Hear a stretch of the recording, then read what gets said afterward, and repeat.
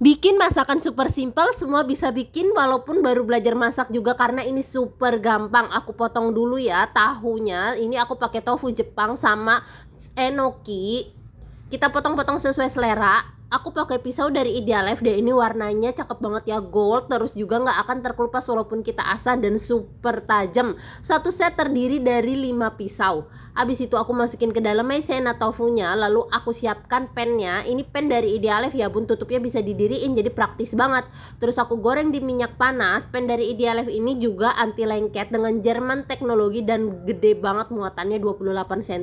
Dia juga ada penirisnya kayak begini, jadi gampang ya, tinggal kita taruh di atasnya, minyaknya turun sendiri. Next aku mau tumis bawang putih sampai harum.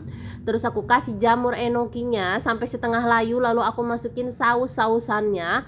Lengkapnya aku tulis di kolom caption ya. Ini aku masaknya juga pakai kompor induksi Idealife, tinggal dicolokin aja makanya, dan juga nggak bikin boros listrik.